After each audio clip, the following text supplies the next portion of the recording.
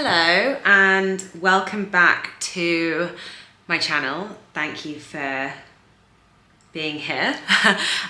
We are back in London. It's a little bit grey outside, although today it was quite sunny this morning. I've been out playing paddle and now I'm actually in between cooking a dish for a brand deal, and it's in the oven and it smells so good. It's like a spinach and artichoke lasagna and I'm really excited about it. It's actually kind of like cheese with a little bit of lasagna because there's like a lot of mozzarella, parmesan, gruyere and comté in there.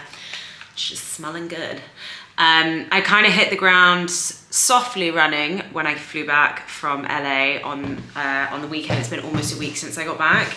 I landed on Saturday at around 4 o'clock. My flight was super smooth. I purposely didn't really sleep on the flight because obviously it was 8 hours behind being in LA, and I was like, if I just get like 3 hours on the plane, then by the time it's nighttime in London, I'll want to go to sleep and I'm just gonna kick jet lag's ass that way. Didn't happen. I landed at 4 o'clock and then so we had like obviously a lovely reunion with Cameron and the dog, and it was really nice, and we had some we had a takeaway dinner. We were halfway through an episode of White Lotus and then Cameron's grandma called and she very sadly and unfortunately had a fall, and no one was really around. Cameron's mum was in the theatre, so was unable to sort of like see messages. So we drove down to Worthing Hospital, which is sort of around the area of where she lives. I got there at like 10 o'clock at night. Didn't get seen by a doctor didn't get seen for an x-ray because we needed to x-ray her foot. And we didn't get seen for something like 3-4 hours. I think we had the x-ray at like 11 p.m. No, midnight, something like that, maybe 1 a.m. And then a few hours later, the doctor came to talk to us about the x-ray, and he was like, I'm so sorry. One sec, dog wants to go out. He was like, I'm so sorry, you've broken your foot/leg in 2 places and you're gonna need surgery. We're gonna have to put like metal rods in the foot. And Nanny had broken her foot a year ago, more or less, or just over a year and a bit ago, and had been through that whole procedure of like going under and having to do the rehabilitation. And it was obviously like a really big deal for someone who's like of an elderly age. So she was really upset, and we were all sort of like holding hands and getting a bit tearful, and it was really like, my heart was broken for her, because that's just, I suppose, going under general anaesthetic at that age is really scary because you just don't know sort of what will happen. But anyway, about 15 minutes after that whole ordeal, the doctor came back and was like, I'm so sorry, we were looking at the wrong scans. And actually, you're fine. We're gonna give you like a shot and just clean up your wounds and then you can go. And I mean, it was like 4 a.m. at this point, and we were literally jumping for joy because obviously we'd had such terrible news and then such lovely news. And then we drove back to Nanny's. She slept, we slept until like 9 the next day. And then the next day we drove back home and fell asleep at 7 p.m, woke up at 7:30 the next morning, so obviously had such a long sleep, and I was like, great, I'm not jet lagged at all. But then the next night I couldn't sleep till 3 a.m. Anyway, that was a really long-winded way of saying I did not beat jet lag. But I've taken it fairly easy this week and just sort of been doing obviously all the mountain of laundry I had to do from LA and kind of sorting myself out, doing some editing, lots of emails. I have something so exciting happening that I can't talk about it yet, but I am fucking excited. I cannot wait to share it with you. So stay tuned for that. But anyway, so because I haven't really been up to too much this week, I thought it would be a really good opportunity to do a question time I put the questions up on my Instagram, and I am going to answer them now, because I do this a lot on Instagram, but I don't really go into detail because, well, you only get so long on a story to talk, and it can be, I don't know, I tend to just not answer them as in detail as I probably should. So anyway, I've got the questions here and I'm gonna go through them and answer them. Okay, first question is, are you a classically trained chef, and how did you get into being a personal chef? So I am not classically trained. I never went to any culinary school. I do wish I did, because I feel like I would have maybe a bit more confidence in myself if I did. And obviously my knowledge would probably be much broader, much faster than what it was. I was probably quite a slow learner because I didn't go to culinary school. I very much just was cooking from an early age, and I think because my direction was to be a personal chef and not to work in sort of a high-end kitchen, I felt that maybe the culinary education wasn't massively necessary for me. So no, I don't have any culinary training. I do think you can sort of fake it till you make it and learn in so many situations. I did a few stints in kitchens at pubs or catering services, and I learned a lot through just being there and seeing people do things. How did I become a personal chef? I basically harassed someone into giving me a job. I didn't really have that many qualifications at all, if like none, in terms of being a chef. But I sort of changed I created my work in a little different way. Oh my God. The way in which I became a personal chef was I had a few add-ons that kind of made me stand out from your bog standard personal chef. So I went at it from a health aspect, and I taught yoga and trained, and I then acquired a diploma as a health and nutrition coach, which I then implemented into my work. And my USP was sort of to bring, as if you were going to go to a retreat for a week and, you know, work out, do like yoga and meditation and eat really clean. I was like, I'm going to bring that to you so that you can implement it into your daily life at home. And I did that. I literally harassed a lady on email being like, please give me an opportunity. I know I can help you. Like, this is what I can do. Please tell me your goals. I promise you will reach them. Blah, blah, blah, blah, blah. And I think she said yes just to shut me up, to be honest. But she said yes. We worked together for 5 weeks. She set certain goals and we hit pretty much every single one, which was amazing. I mean, to be honest, it was kind of one of those things where I was like, I know I can do it, but can I do it? But it worked, and it all worked out. And then from there, it was very much a word of mouth situation. I never really worked with an agency. I very rarely did any advertising. I then was introduced to someone who lived half of the time in the Bahamas, half of the time in the UK, and then I went with them to the Bahamas. And in the area that they lived, it's like a sort of like a big gated community. And I worked with them once, and then just slowly my name was spreading, and I worked with a bunch of different people there. I've worked in Canada, I've done all sorts.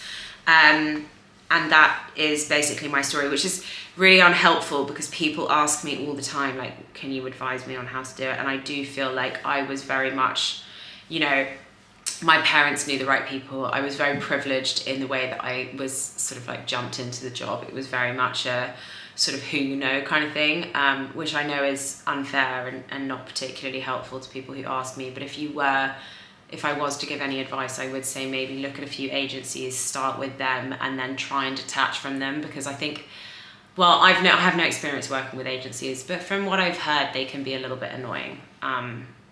So yeah. Anyway, that's the answer to that question. Next question, is your cookbook vegetarian and all dinner meals? So yes, the core of the book is actually technically vegan, but it's, you know, there's a lot of vegetarian recipes in there that call for milk, yogurt. Okay, one sec, the dog wants to come back in now.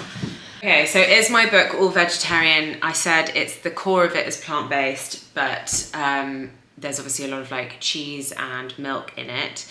We tested the recipes as vegan and vegetarians so that we knew that both of them worked. And then there's a lot of suggestions, shall we say. So for example, there is a delicious lentil moussaka recipe in there, which is actually probably one of my favorites. It's so comforting. I did it with lentils, but then in the tip, it kind of, sorry that the bin is like right there. In the tip, it says, you know, this would work really well with lamb mince. You see what I mean?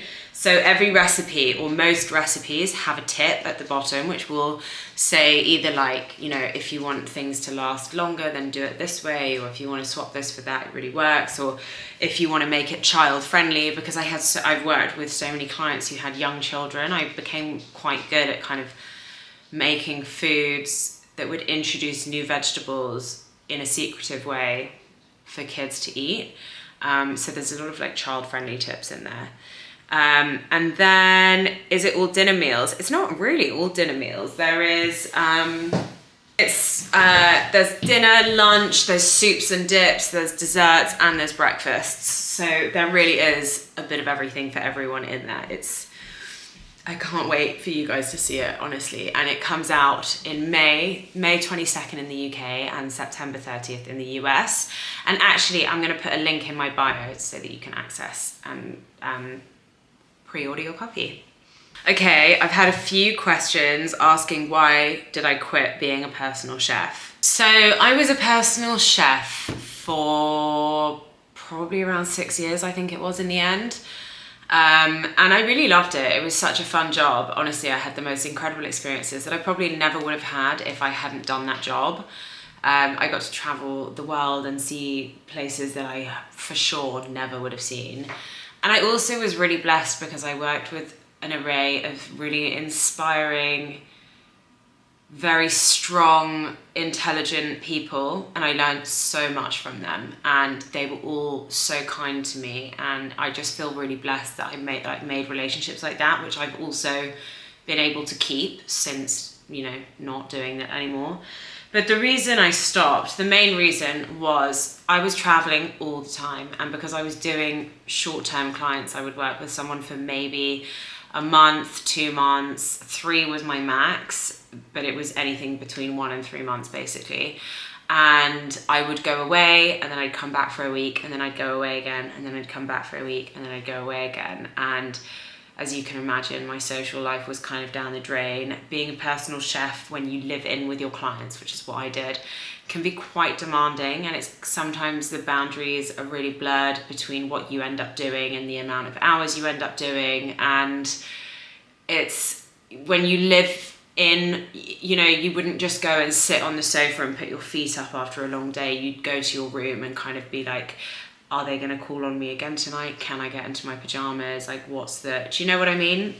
So you were constantly sort of like on, and then I would come home for a week in between jobs and be just so flat out exhausted.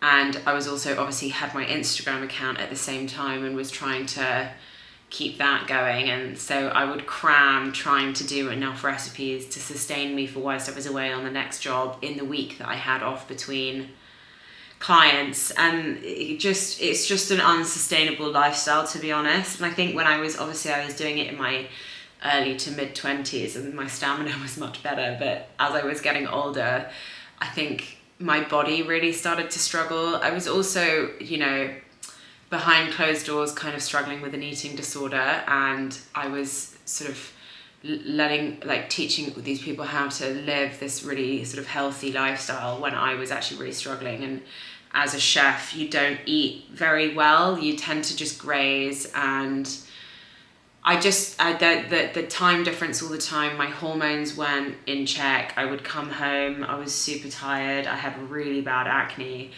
and I couldn't sleep, or I was sleeping a lot, and then I'd wake up and I'd be really disorientated. And it started to become clear that it was no longer a viable path for me to go down. So I made the decision to find one client and just work with them full time in the UK. Because I was like, if I'm in the UK, you know, I can commute back and forth and be at home with Cameron and the dog at night, and then see friends whenever I've got my time off, and I won't be as tired and I'll have more time to do my Instagram. But that didn't really happen, and I ended up traveling a lot with this family. And I mean, I only worked for them for like 3 months, but in that 3 months we traveled for like a month. And we just clashed. I think they had a different expectancy of what I had, and it just didn't really work.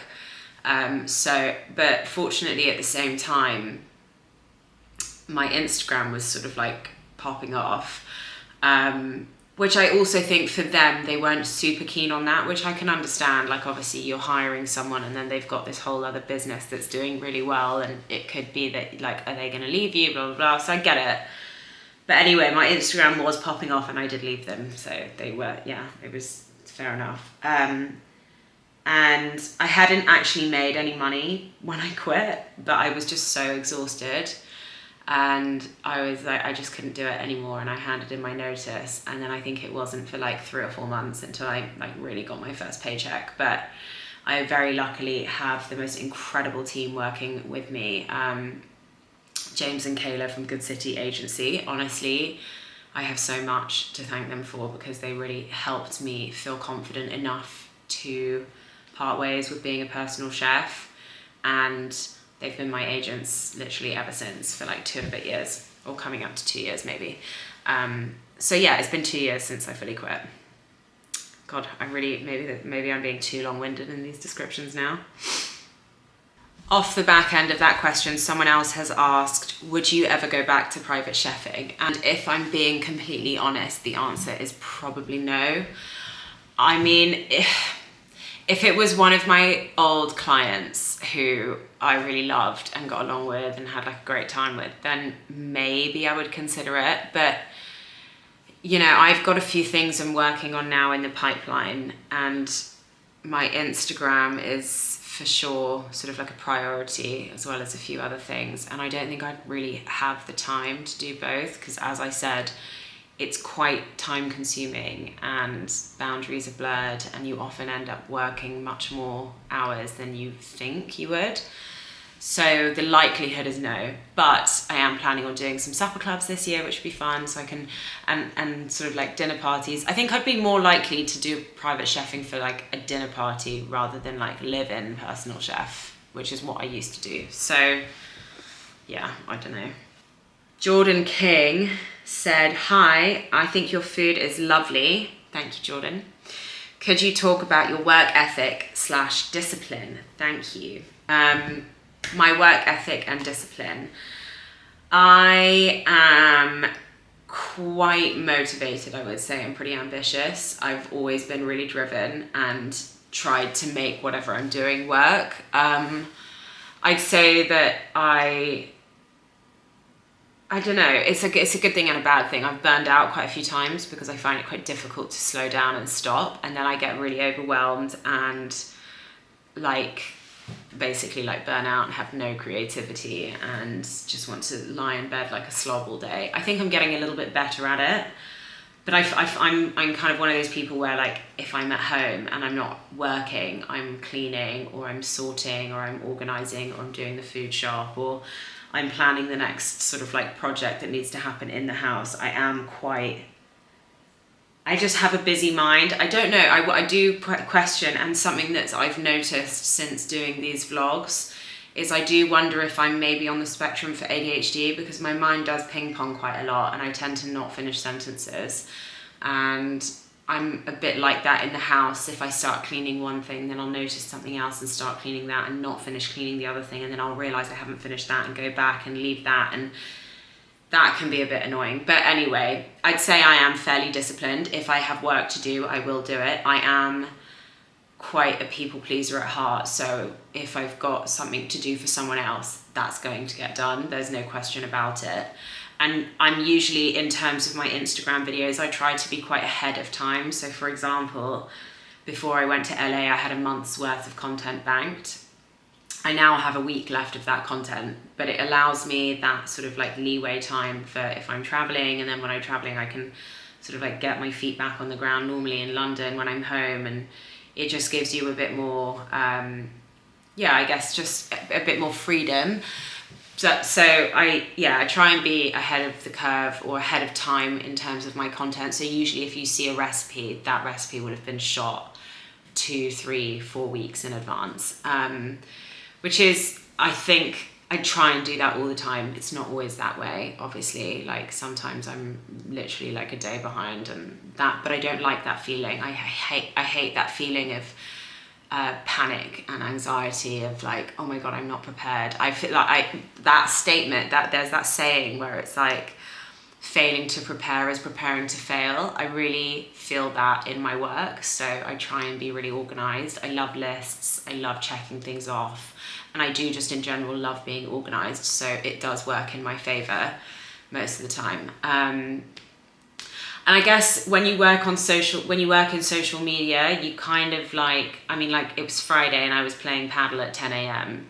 I have that freelance freedom, but I think I do work. It's like you just work when you have to. Like I work on weekends because I have to, and I just do it. And it just, I work every day, not all day every day, but I do work every day.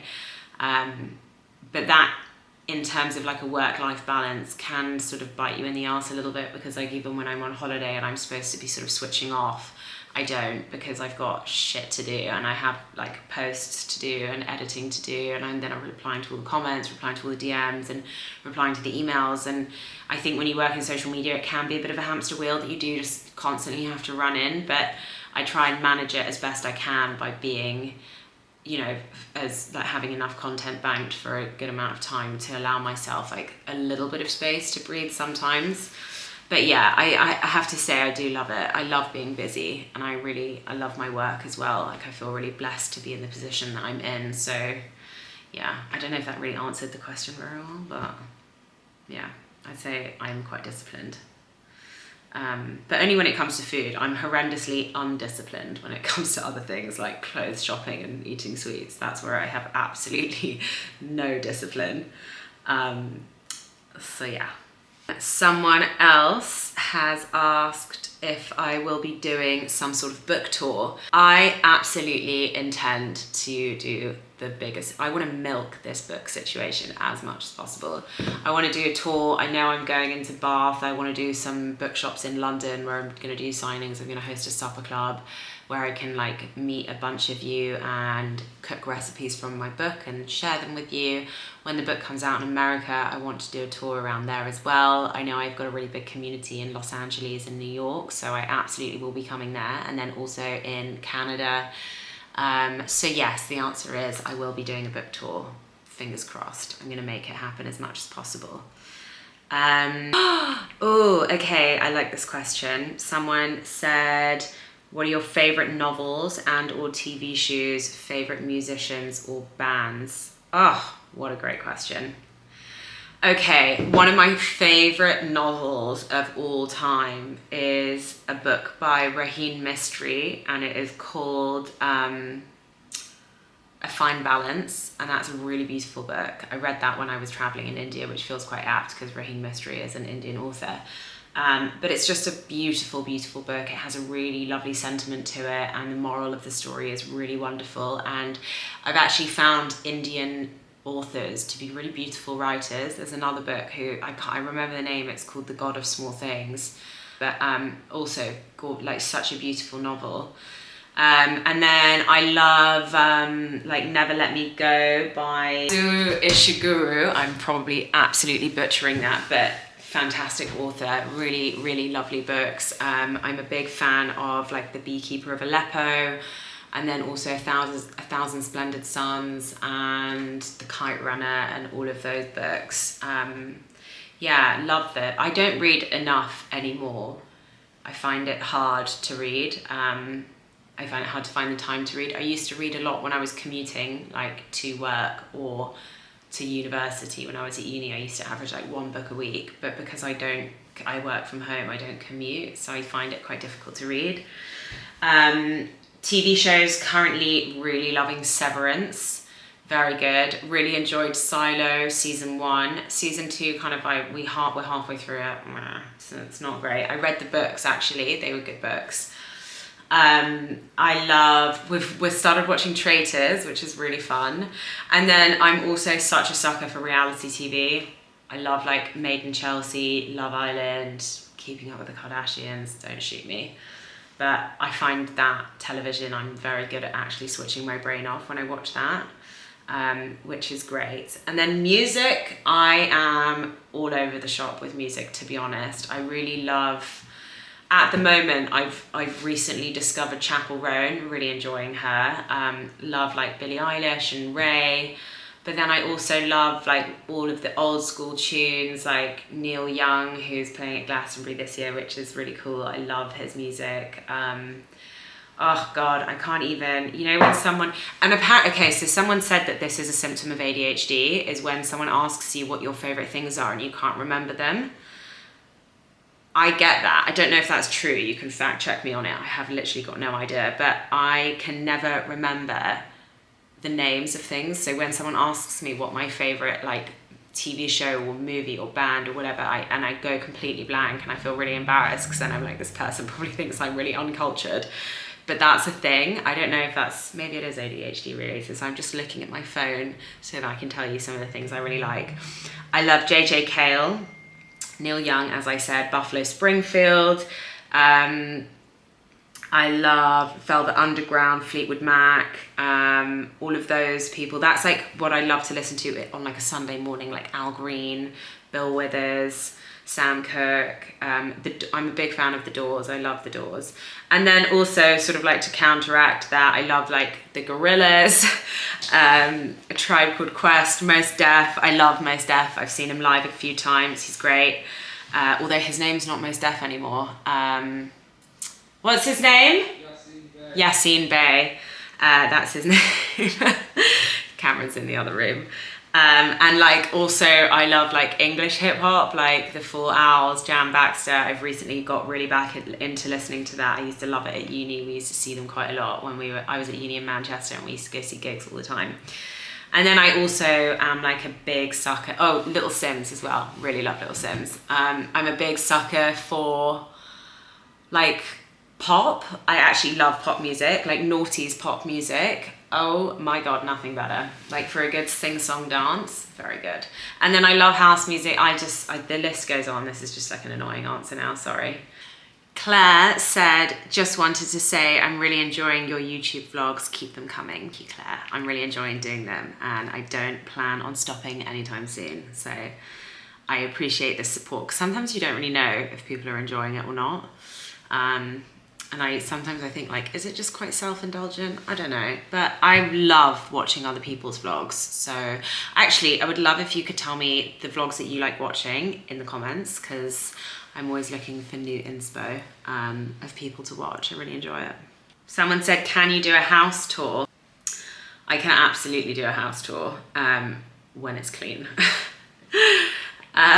Someone also said, would love to see a wardrobe collection. I will happily do that as well. I love clothes and fashion, and that's probably one of my favorite things to watch on YouTube. So I will do that as well, but I won't do it today. But maybe I can dedicate one Sunday's YouTube to the house tour, and then another one to my wardrobe and like some of my favorite bits, etc.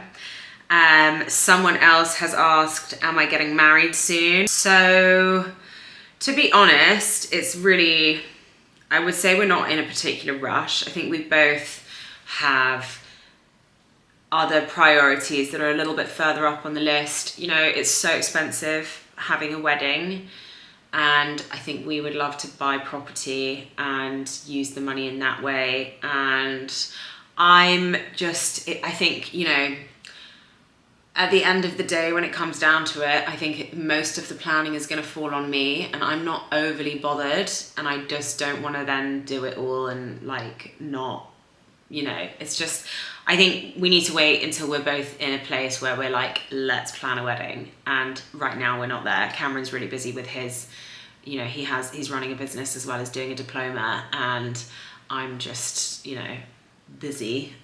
So at the minute, but I mean, I feel married. Like, we have a house, we have a dog, I've got a ring on my finger, you know, I don't need the papers to prove it, but we'll see. It'll happen eventually, I'm sure. How's it going with your ED? ED is eating disorder, for anyone who doesn't know. And I suppose I should put a trigger warning out about this, because I don't want to make anyone feel uncomfortable. I feel probably the most in control of, or like, that's kind of a weird one to say, control, because ED is all about control, but I'd say I feel the most free from control, that's probably the better way to put it, than I have ever at this point in time. I don't really like to talk about it that much publicly because it's not really a part of my life I really massively want to associate with, you know? It was a traumatic, it was a whole traumatic experience, era, whatever you want to call it. And I really struggled, but I don't want that to kind of be the descriptor of my life, or like the description of my life. And also I'm so careful and aware of talking about it online because I don't want to give out unsolicited advice. I am not qualified to advise anyone on how to move with an eating disorder. My experience probably won't match up to yours. We're all very different as people. What worked for me might not work for you. So I don't really love talking about it. I would like to say I feel great now. I feel very happy. I eat pretty much everything I want. I am conscious about my sugar intake, but that's mostly because my mouth is like 90% fillings. And I'm a bit more conscious about, like, I am always going to be conscious about what I'm eating. And I think you always have that devil on your shoulder in a little way, but it's sort of how you put it into practice, I think, that matters. And I struggled with bulimia, which makes me really sad that I did that to myself, but it's not something I've done in years now. So I feel stronger, better, happier, and I feel like I've got a really good support system around me, and I am very blessed in that way. And one thing I would say is that if you are struggling, just tell people, because I didn't for a really long time, and that prolonged the experience, which was unnecessary and painful. And that's kind of all I really want to say about it. I think it's tricky when your life is quite, in a way, public, because people expect you to share a lot of things. And obviously I was vegan for a long time, and then I changed back to being, omnivore. And the main reason for that was because I was in the height of an eating disorder when I decided to go vegan, and sort of like being an omnivore was part of my healing process. And I obviously owed that explanation to a lot of people on Instagram because I built this platform as a vegan. But I've explained it once, and I don't really want to have to like constantly repeat myself, because it's like revisiting a wound, basically. Like if you have to constantly, if you think about the most painful thing, or one of the most painful things that ever happened to you, and then people kept sort of like asking you about it, you don't want to constantly rehash it. But to answer your question in short, I'm feeling really good at the moment. Thank you for asking. What does your day-to-day look like? I would say my day-to-day is pretty diverse. Usually my morning routine is quite the same. I wake up, I take a probiotic, and then I have a coffee, and then I have my greens powder from Free Soul, and then I take Oscar for a walk, usually, if I've got him. And then I'll come home and either do a food shop or plan recipes, or shoot recipes or edit recipes or film YouTube, or do cleaning or play paddle sometimes. My day-to-day is quite different, but I would say, yeah, it's mostly cleaning and filming and cooking and eating.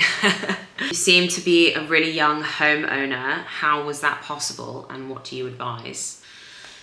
So I was really lucky. Obviously, when I was working as a personal chef, I was moving around a lot, and I was living at my mum's house because we kind of came to the conclusion of like, why would you go and rent somewhere when you're never there? It just didn't make sense. So I would go and work with my clients and then come home to my mum's house and be there for like a week or 2 weeks or whatever. So I was able to save a lot. And then Cameron and I were living together over like at the end of lockdown at my mum's flat where she had moved out of. And then we were like, we want to get our own place, obviously, and have our own privacy. And we started looking at renting, and then we were advised to basically not rent because I'd had that savings. And it would have just been a real big waste of the money, because really, what are you saving for when you're young? Like a house. And we were presented with a very fortunate opportunity to move to where we are now. We were helped. We didn't do it on our own. It's really hard to do it in this climate, especially at a young age. We definitely had some help to get us onto the ladder. But in saying that, we've been paying our way and paying our mortgage, and yeah, I would say we were lucky, we were privileged. I don't want to sort of like be like, oh, I'm like I've bought my own house, because that's not the truth. We had help doing it. Very, very blessed to be in that situation. But yeah, that's what happened. I don't want to go into too many details about it, because obviously like there's other parties involved, and I don't want to sort of like say what, shouldn't be said. But anyway, that's the situation. Ask me how old I am. I'm 30. I turned 30 in August last year. I will be 31 this year. 30, flirty and thriving. Someone's asked if my energy levels changed when I reintroduced fish and dairy into my diet. I would say like yes, but I think that was more because I felt really depleted, because I was feeling so miserable in the transition period of me deciding to sort of like ditch veganism, so to speak. There was about a 6-month period where I remained vegan, but was just miserable because I wasn't eating the things that I wanted to eat. I was also moving into like a dangerous territory of feeling restricted, which as someone with an eating disorder history, that's not a great place to be. It can be quite triggering. And I would say like my energy levels were probably quite low because I wasn't eating as well, because I wasn't enjoying the food that I was eating anymore as much. So when I started reintroducing things, it was kind of like I had like a new zest for life. I was able to go to loads of new restaurants and be quite free in terms of like when I was traveling. I didn't have to like Google places before going. I could just pop into any restaurant, cafe or whatever and know there would be something for me to eat. So in that sense, yes, I definitely had more energy. One thing I would say, I don't eat red meat that often, but when I do, I feel very sluggish afterwards. Like I enjoy it when I have it, but it's not something I would want every day because it does make me feel really sluggish, and I definitely noticed the difference there. My hair has for sure gotten thicker, but that's it. I mean, I think a vegan diet, you can get everything you want from that. I think that you can get everything you need from that. You might have to supplement a little bit here and there, but a vegan diet is totally sustainable. It just, for me, it wasn't the right thing. And like at my core, I just very much wanted to eat everything.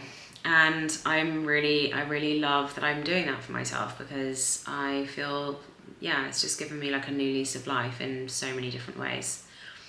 And a weird one, but it's allowed me to like connect a little bit more with a lot of my friends, because I think before, unfortunately, I was a bit of an anomaly. I was pretty much the only vegan out of my friendship group, and now I'm like invited to all the dinners and stuff like that because I'm not the problem guest, which sucks that that's what it was like before, but it's reality, isn't it? Okay, I think that is pretty much all of the questions covered. I hope you enjoyed it. I need to have a shower and pack now. We are going to the countryside for the weekend, which I'm so excited about. Our friends have invited us and we're bringing the dogs, and I think it's just going to be a really wholesome weekend of drinking wine, playing cards, going for walks, and cooking, of course, and going to the local farm shop, which is like one of my favourite things to do. But yeah, I hope you enjoyed that and it's given you a little bit more info on me that you wanted to know, maybe. I don't know. If there was anything that you didn't see or you wanted answering, let me know, and obviously I'll get back to you.